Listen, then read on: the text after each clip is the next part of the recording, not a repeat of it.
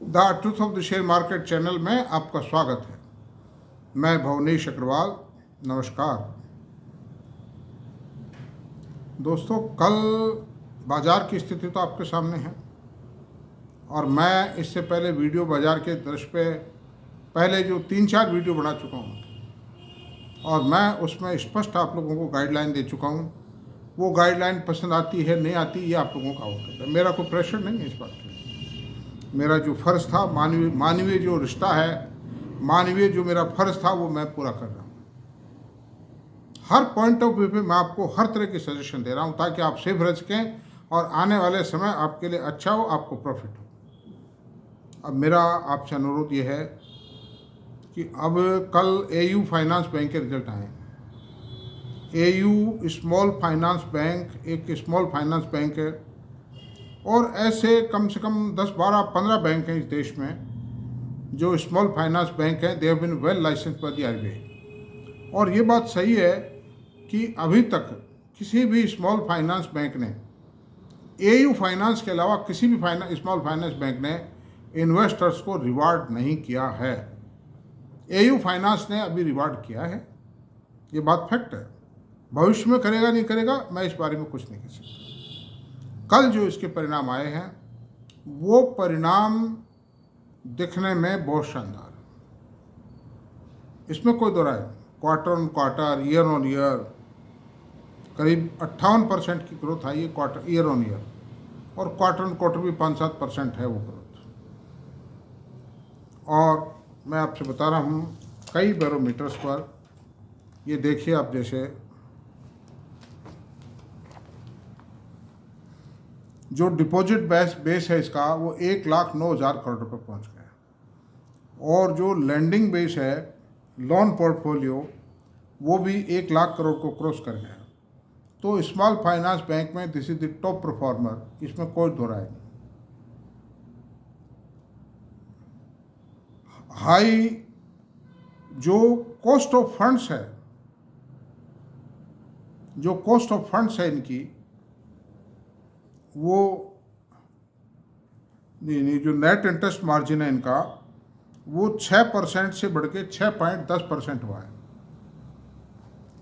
0.10 की बढ़ोतरी ठीक है, और 6% का नेट इंटरेस्ट मार्जिन वैसे तो बहुत होता है, लेकिन अगर आप इनकी कॉस्ट ऑफ फंड देखोगे, जो डिपॉजिट, ये सेविंग बैंक पे भी 7% ब्याज देते हैं, तो बोरोविंग कॉस्ट बहुत ज़्यादा है। लैंडिंग जो रेट है वो भी ऊंची है इनकी, क्योंकि ये माइक्रो फाइनेंसर्स हैं, ये छोटे लोगों को लोन देते हैं, छोटे लोगों को देते हैं। Fund cost increase 1% to 7.04%। जो इनकी बोरोविंग कॉस्ट है वो 1% से बढ़ के 7.04% हो गई है। हाई रिटर्न और असेट, जो ऊंचे ब्याज पर जो फंडिंग करते हैं, लोन देते हैं, उसमें 81% का डिस्बर्समेंट कंपोनेंट था। मतलब net interest margin 58%, net interest income 58% बढ़ी है। 1249 करोड़ से 1974 करोड़ रुपये हुई है।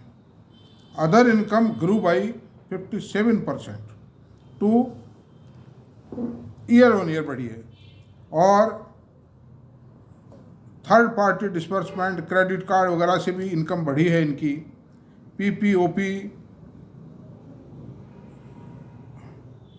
पर जो इनकम थी वो 42% से बढ़ी है, 571 करोड़ रुपए हो गई है। Annualised ROA of 8.7%, return on asset 8.7%। Total deposit quarter on quarter growth of 12.7%, year to date growth 12.3%। CASA 32% of the total deposit. लेकिन वो कासा क्या है, वो 7% तो सेविंग बैंक की ब्याज रेट देते हैं, बताइए आप, तो उस कासा से कोई मतलब नहीं उसका। High rate of borrowing, high rate of deposit है वो तो। खैर, नेट प्रॉफिट ग्रू बाय 58.44% तो 1974 करोड़। नेट प्रॉफिट नहीं है, अभी बताते हैं आपको। Other income grew by 57%। Net interest income बढ़ी है, 1974 करोड़ रुपये हुई है। अदर इनकम 57% से बढ़ी है, 638 करोड़ रुपये हुई है। ऑपरेटिंग प्रॉफिट 80% बढ़ कर के और 1132 करोड़ हो गए हैं। और नेट प्रॉफिट 571 करोड़ रुपये हुआ फ्रॉम 502 करोड़। पिछले क्वार्टर में 502 करोड़ था, इस क्वार्टर में 571 करोड़ रुपये, यानी 69% की बढ़ोतरी है। ये बढ़ोतरी करीब करीब 12-13% क्वार्टर ऑन क्वार्टर आती है और ईयर ऑन ईयर काफ़ी है। अर्निंग पर शेयर 7.68 आई है। क्वार्टर ऑन क्वार्टर पिछले क्वार्टर में 6.77 थी।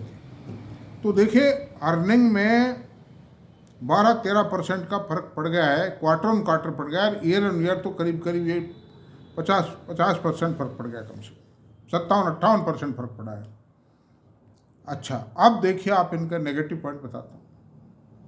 इनकी जो प्रोविजनिंग है, प्रोविजनिंग फॉर बैड डेट्स के लिए जो प्रोविजन करता है बैंक, वो सितंबर 2023 में 95 करोड़ रुपए थी। वो जून 24 में 283 करोड़ रुपए हुई। कितनी हो गई? 9 चौक 36 और 9 3 27, 3.25 गुना हो गई वो, मतलब बढ़ के प्रोविजनिंग। और सितंबर 24 जो लेटेस्ट क्वार्टर का रिजल्ट है, उसमें 372 करोड़ रुपए की प्रोविजनिंग करनी पड़ी इनको।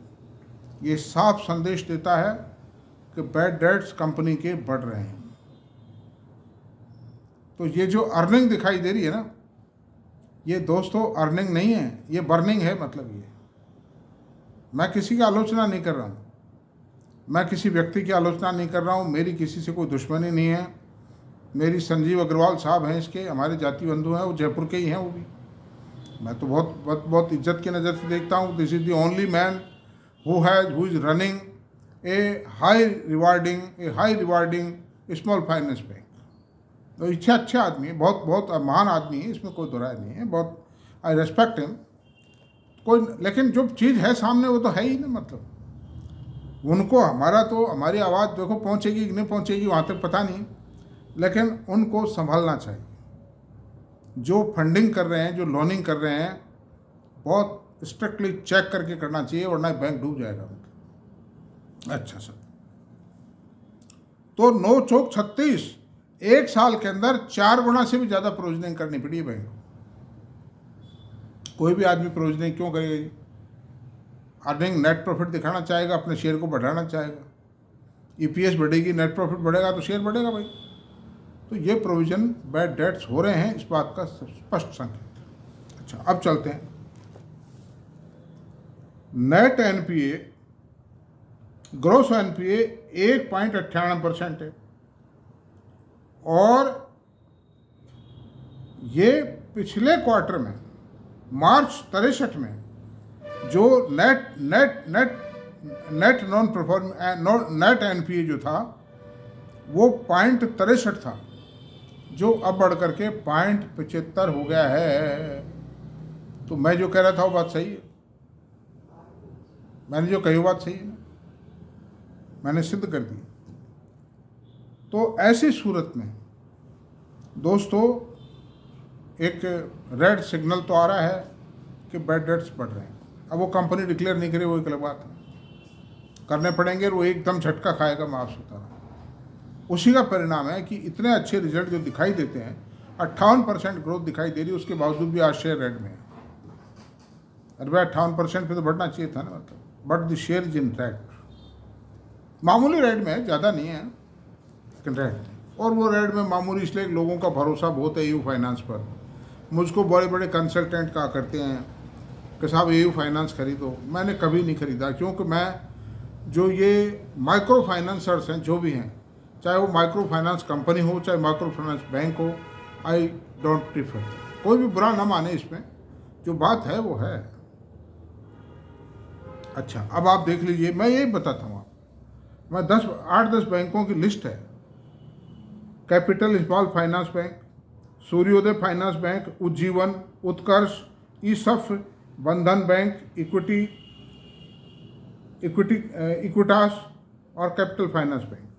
ये कोई 5, 7, 10, 12 जो भी बैंक है ना, ये अच्छी परफॉर्मेंस आने के बावजूद भी नहीं उठते हैं। मतलब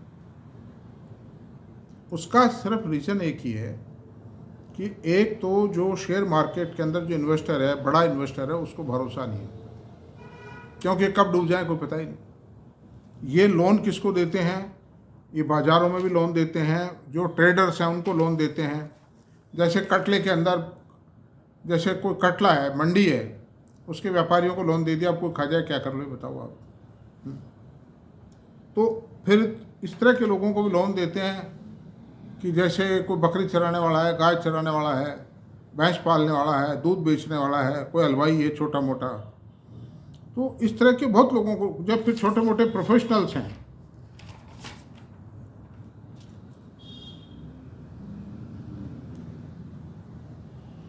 तो ये सारी बातें जो हैं ये क्या दर्शाती हैं? शेयर्स की कमी नहीं बाज़ार में, कंपनियां बहुत हैं, एक से एक बढ़िया हैं। और मैं बार बार ये कहता हूँ कि please don't keep your money, don't put your money near the question mark. हम क्यों लें रिस्क, हम क्यों लें जी? मुझे आप बताओ। हमारे पास में 2 करोड़, 5 करोड़, 10 करोड़ का, 50 लाख का, 25 लाख का, 10 लाख का, जैसा जिसकी हैसियत है उतना फंड है, तो उसके लिए कोई शेयर खरीदने की, शेयरों की कमी थोड़ी, दूसरे शेयर खरीद लेंगे। We must drive our vehicle on the finest possible highway rather than sub road और विलेज रोड्स। क्यों ले हम क्यों ले रिस्क? मतलब वो बैंक वाला बैंक के अपनी जाने तेरे जो जैसो कर दे। हमको तो जो बढ़िया से बढ़िया क्रीम है, 70-75% पैसा तो उसमें रखना ही रखना है। रहा 25%, मैं बाइफर्केशन बता चुका हूँ कि अब आपको बैंक में इन्वेस्टमेंट करना, HDFC bank, ICICI bank, axis bank. मैं एक रिकमेंडेशन नहीं है मेरी ये दोस्तों, मतलब कहीं आप मान लो रिकमेंड कर दिया ना हो। ये मेरे एनालिसिस के अंदर जो बैंकिंग इंडस्ट्री है, बैंकिंग सेक्टर है, उसके सबसे बेस्ट मतलब कैंडिडेट्स हैं। They can be best candidate for investment. This is my analysis only. ऐसी सूरत में हम इतने स्ट्रॉन्ग मैनेजमेंट है कि क्या मजाल एक बार जितनी कोई गलती हो जाए। लोन देने के अंदर बहुत स्ट्रिक्ट हैं, जो डिपॉजिट नॉर्म्स हैं उनमें भी ब्याज के मामले में, चाहे इन्होंने कितनों ने 7% कर दी, लेकिन HDFC bank, ICICI bank, axis bank, इन्होंने तो अपना ब्याज की रेट नहीं बढ़ाई। कोटक ने बढ़ा दी, यस बैंक ने बढ़ा दी, तो यस बैंक तो डूब चुका है। इंडसइंड बैंक ने बढ़ाई। लेकिन ये जो 3 बैंक हैं, ये 3 बैंक अपनी जगह स्तंभ की तरह खड़े हैं और प्रगति कर रहे हैं। HDFC बैंक में जो ग्रोथ मोमेंटम शुरू हो गया, इस मंदी के बाजार में भी रिजल्ट कोई बहुत अच्छे नहीं आए, लेकिन उन्होंने एक संदेश दिया है इन रिजल्टों ने, एक आशा की किरण उसमें से दिखाई दी। तो आप ऐसे शेयरों की ओर देखिए, ऐसे शेयरों को स्टडी कीजिए, विश्लेषण कीजिए, अपने फाइनेंशियल एडवाइजर से राय लीजिए कि साहब ये बताइए, आप ये कहें। बहुत से कह देंगे साहब इक्विटास बैंक खरीदो, बढ़िया वर्किंग है, ये 35% बढ़ के आया, वो बढ़ता ही नहीं। कारण क्या? उसमें फेथ नहीं। जो कोई भी शेयर बढ़ता है, एक तो उसको ऑपरेटर बढ़ाता है, तो ऑपरेटर जब बढ़ाता है, जब उसको ये लगता है, खरीद के बढ़ाता है, वैसे तो बिना खरीदे तो बढ़ेगा नहीं वो शेयर, फ्लूक पे थोड़ी बढ़ता है। और कोई भी ऑपरेटर जब खरीदता है कि मैं आज 100 रुपये में या 180 रुपये में खरीदना चालू करता हूँ, 125 तक खरीदूंगा, मेरी 100 रुपये की मान लो एवरेज है, तो मेरा शेयर 150, 250, 200 रुपये में बिक जाएगा। उसको ये आशा होती है जब भी वो खरीदता है, वरना वो नहीं खरीदेगा बाजार से। तो ऐसी सूरत में इंस्टीट्यूशंस को, ऑपरेटर्स को, ब्रोकर्स को ये नहीं दिखाई देता इन बैंकों में कि हमारा माल जो खरीदेंगे हम, वो 30-40%, 50% ऊपर में बिक जाए। रेल विकास निगम था, रेलवे के PSUs के शेयर थे, रेलवे के और एफिलेटेड कई शेयर थे। अब जैसे रेल विकास निगम को 30-40 रुपये में खरीद लिया उन्होंने, अब क्या रिस्क है जी यहाँ पर? ऑपरेटर की कोई रिस्क नहीं है। ऑपरेटर कमा गया, अपनी पूंजी कभी की फ्री कर गया। इरकॉन को भी खरीदा था, बहुत सस्ता खरीदा था, उसके बाद बोनस आ गया, स्प्लिट हो गया, है कि नहीं? उसमें भी कोई घाटा नहीं। तो इस तरह से वो ऑपरेटर अपनी रणनीति जो है कई बातें देख के बनाता है। मूर्ख नहीं, कहीं अंधे कुएं में कूद पड़ेगा। इसलिए मेरा आपसे अनुरोध ये है कि लालच को छोड़कर आप फंडामेंटली स्ट्रॉन्ग शेयरों के अंदर रहें, मंदी का कोई प्रभाव नहीं पड़ेगा। मेरा है, मेरा पोर्टफोलियो में कुछ नहीं घटता है। घटेगा तो मेरी बात सुनो, 10-15% घट भी गया, मेरी हेल्थ पे कहीं कोई फ़र्क नहीं है। मैं तो आराम से खाता पीता हूँ, आराम से सोता हूँ, बैठता उठता हूँ, कोई माथाफोड़ी करता ही नहीं आपसे। इतने मजबूत शेयरों में इन्वेस्टमेंट है, जो हिंदुस्तान की क्रीम है उसमें मेरा इन्वेस्टमेंट है। तो मेरा भी आपसे अनुरोध है कि 70-80% जो इन्वेस्टमेंट है आपका, उनमें रखिए। 10-15% इस समय कैश रिजर्व कर दीजिए। गिर चुके हैं अच्छे शेयर, जब गिर जाएंगे गिरी हुई रेटों पर ले लेना। दैट्स ऑल, आज इतना ही रहने देते हैं। ये काफ़ी हो गया, काफ़ी अच्छी बातें हो गई हैं। तो दोस्तों, मेरा अगर ये वीडियो पसंद आया है तो इसको प्लीज़ सब्सक्राइब करें, लाइक करें, शेयर करें, कमेंट करें। Thank you very much.